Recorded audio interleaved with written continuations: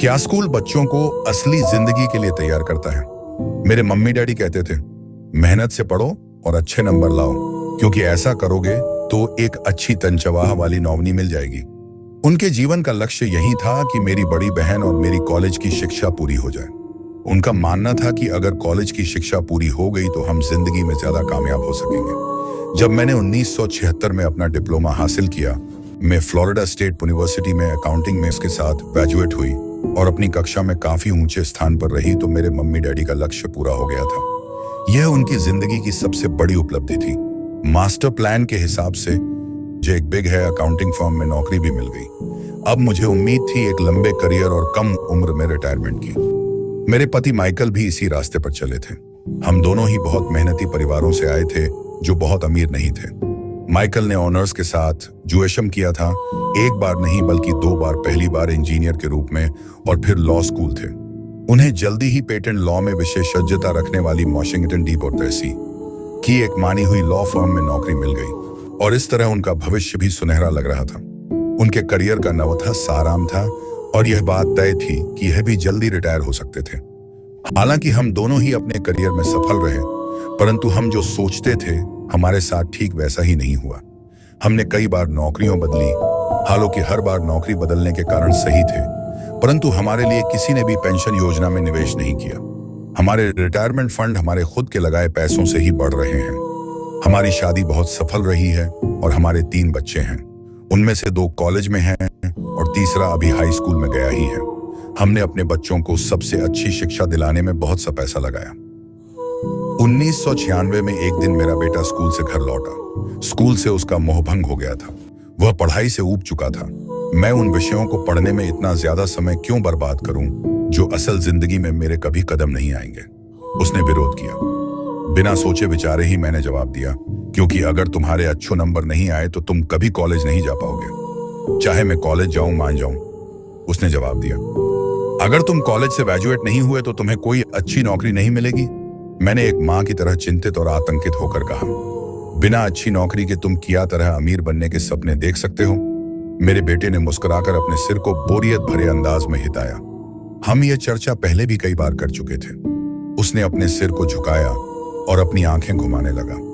मेरी समझदारी भरी सलाह एक बार फिर उसके कानों से भीतर नहीं गई थी। हालांकि वह स्मार्ट और प्रबल इच्छा शक्ति वाला युवक था, परंतु वह नम्र और शालीन भी था।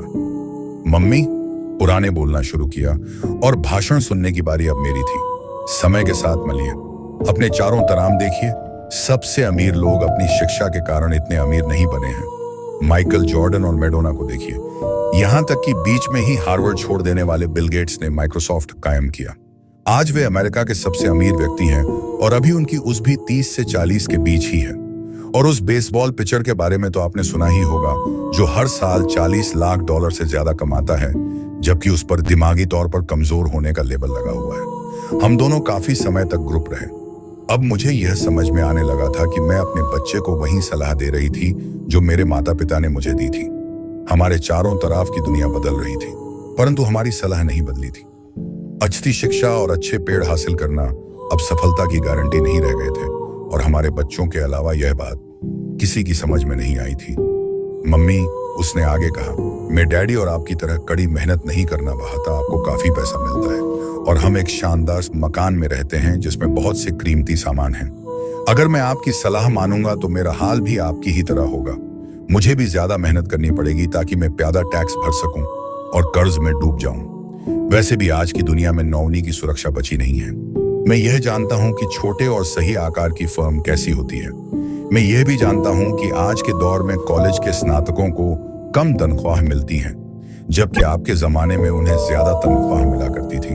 डॉक्टरों को देखिए, वे अब उतना पैसा नहीं कमाते जितना पहले कभी कमाया करते थे। मैं जानता हूं कि मैं रिटायरमेंट के लिए सामाजिक सुरक्षा या कंपनी पेंशन पर भरोसा नहीं कर सकता। अपने सवालों के मुझे नए जवाब चाहिए। यह सही था, उसे नए जवाब चाहिए थे और मुझे भी।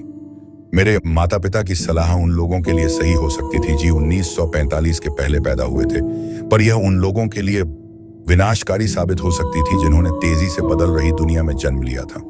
अब मैं अपने बच्चों से यह सीधी सी बात नहीं कह सकती थी, स्कूल जाओ, अथक ग्रेड हासिल करो और किसी सुरक्षित नौकरी की तलाश करो।